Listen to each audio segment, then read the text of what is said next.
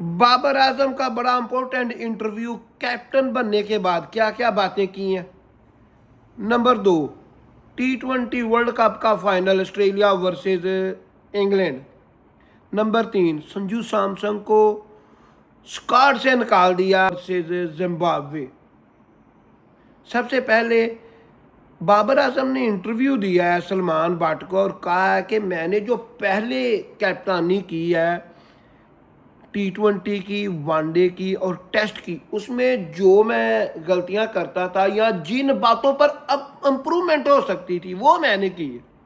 उसने मिसाल दी है कि जब बड़ा इम्पोर्टेंट लम्हा होता है, प्रेशर होता है, मैच एंड हो रहा होता है, उस वक्त मैं जवाबी प्रेशर जो है अपने बल्लेबाजों पर, अपने बॉलरों पर नहीं डालता, जिसका मुस्बत असर देखने को मिलता है। बाबर आजम ने कहा कि जिस तरह मैंने कप्तानी की है पेशावर जुल्मी की और पेशावर जुल्मी को चैंपियन बनाने में बड़ा अहम किरदार अदा किया है, कप्तानी में बड़ी इम्प्रूवमेंट आई है। और जो न्यू बॉलिंग अटैक है उसके बारे में भी पूछा गया, शाहीन अफरीदी के भी बारे में पूछा गया। और शाहीन अफरीदी के बारे में बताता जाऊं, शाहीन अफरीदी की जो बॉलिंग है, बॉलिंग की स्पीड कम है। मोहम्मद हफीज़, जिसे प्रोफेसर कहते हैं, उसने बताया था मोहम्मद आमर और शहीन शाह अफरीदी पर डिस्कशन करते हुए कहा था कि जब आपकी स्पीड 140 प्लस होती है तो एक एक मील पर बॉल स्विंग होता है, नज़र नहीं आता, बहुत ज़्यादा मसला खड़ा करता है। तो जब आपकी स्पीड 140 के नीचे होती है ना, फिर बॉल इतना मसला खड़ा नहीं करता, इतना परेशान नहीं करता। यही वजह है कि मोहम्मद आमर की स्पीड तो 140 तक आती है, शाहीन अफरीदी की स्पीड ही 130-133 तक रहती। यही वजह है कि वो बहुत ज़्यादा इफेक्टिव नहीं रहा इंजरी के बाद, ना वनडे में, ना T20 में, ना टेस्ट में। अगर शाहीन अफरीदी मज़ीद क्रिकेट खेलना चाहता है तो उसको अपनी बॉलिंग स्पीड और अपनी फिटनेस पर काम करना होगा।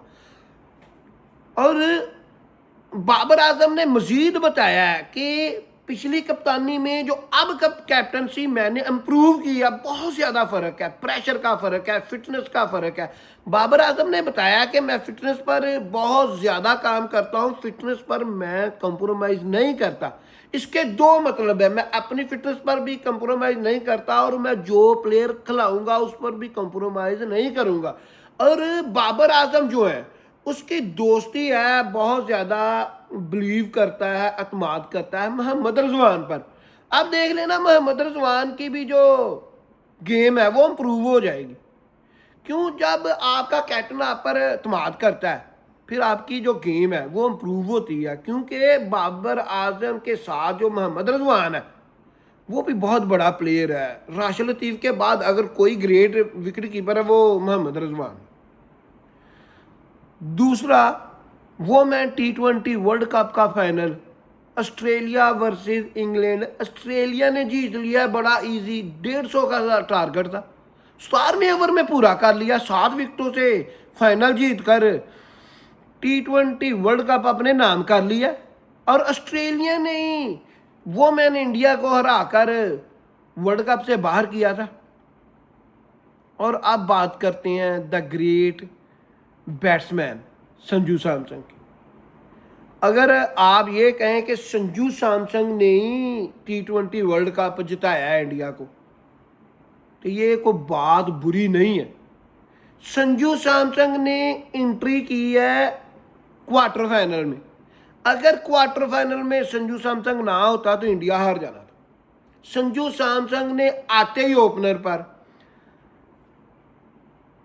90 प्लस स्कोर किया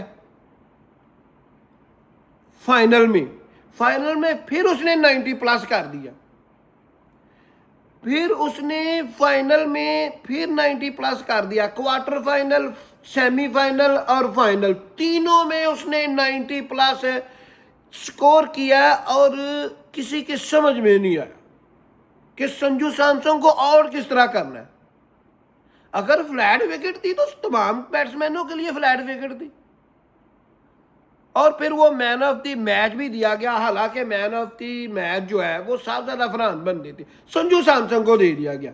अब ये देखें, उसके बाद आयरलैंड में दोनों मैचों में वो फ्लॉप हुआ, एक मैच इंग्लैंड के खिलाफ फ्लॉप हुआ, और इंडिया वर्सेस जिम्बाब्वे स्क्वाड का ऐलान किया गया T20 का, संजू सैमसन को उससे बाहर निकाल दिया। जितनी अच्छी कारकर्दगी उसने 3 मैचों में दिखाई थी, कम से कम को 25-30 मैच देने तो चाहिए थे। इससे अच्छे तो पाकिस्तानी है जो लगातार फ्लॉप रहा है।